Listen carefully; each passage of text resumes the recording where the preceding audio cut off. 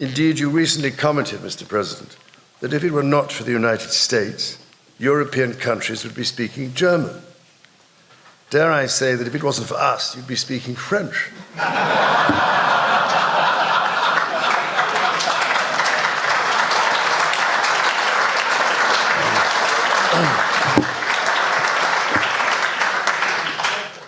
And if I may say so, it is a particular pleasure to be back in this wonderful building, the heart of your democracy.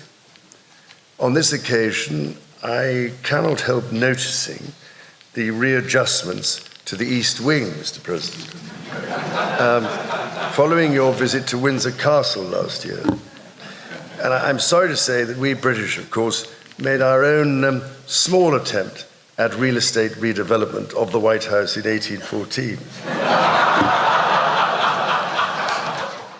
My mother's first Prime Minister, Sir Winston Churchill, understood this so well. But then he himself was half American, a tradition of shared transatlantic heritage, which I am pleased to say is alive and well in the White House today.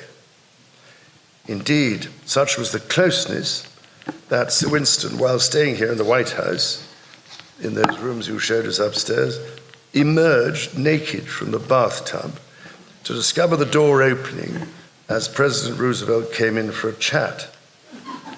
With rapier wit, the President cast aside any embarrassment by declaring that the Prime Minister has nothing to conceal from the President of the United States. Of course, my late mother met no fewer than 13 serving presidents, thankfully all of them fully clothed. For all of that time, our destinies as nations have been interlinked. As Oscar Wilde said, we have really everything in common with America nowadays, except, of course, language. So many miracles of the modern world have been and still are invented in America. Indeed, we have followed the voyage of Artemis II, or Artemis II, as my family and I might like to call her, with close attention. Now, I know you have big plans for the moon, Mr. President, but I've actually checked the papers, and I rather suspect it is already part of the Commonwealth, I'm afraid. Now, as you may know, when I address my own Parliament at Westminster, we still follow an age-old tradition and take a member of Parliament hostage, holding him or her at Buckingham Palace until I am safely returned. These days, we look after our guests rather well, to the point that they often do not want to leave. I don't know, Mr. Speaker, if there were any volunteers for that role here today. This is a city which symbolizes a period in our shared history, or what Charles Dickens might have called a tale of two Georges.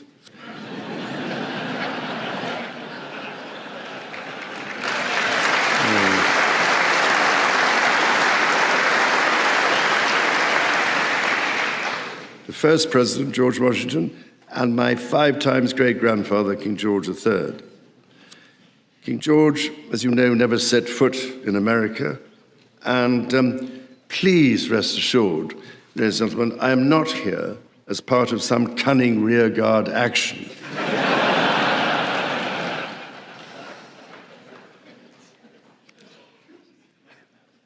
The founding fathers were bold and imaginative rebels with a cause. 250 years ago, or as we say in the United Kingdom, just the other day,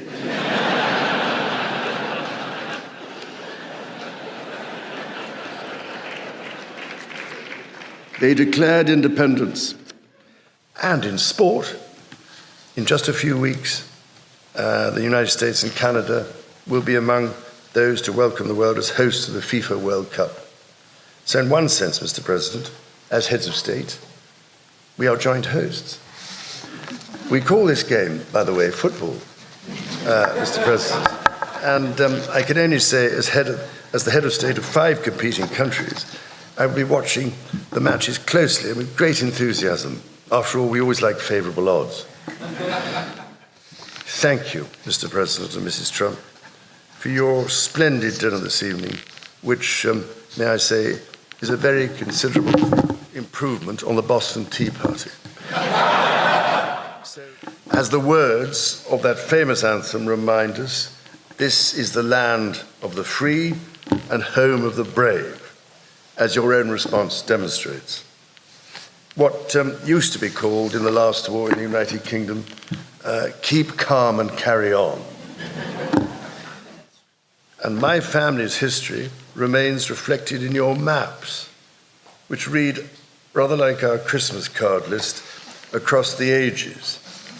North and South Carolina, Virginia, Maryland, and the cities of Charleston, a particular favorite of mine, obviously, Georgetown, and for that matter, Georgia, Annapolis, as you mentioned, and further favorites, Prince William County and Williamsburg.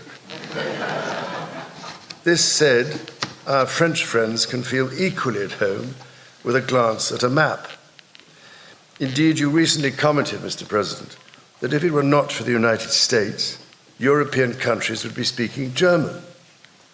Dare I say that if it wasn't for us, you'd be speaking French.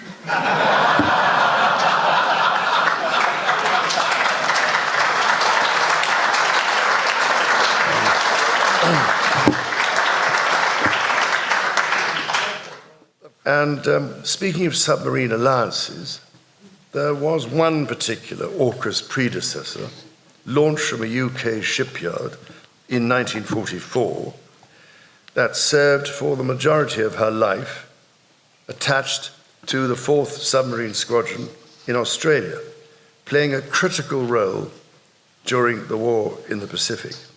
Her name? HMS Trump. So tonight, Mr. President, I am delighted to present to you, as a personal gift, the original bell which hung on the conning tower of your valiant namesake. May it stand as a testimony to our nation's shared history and shining future. And should you ever need to get hold of us, or just give us a ring.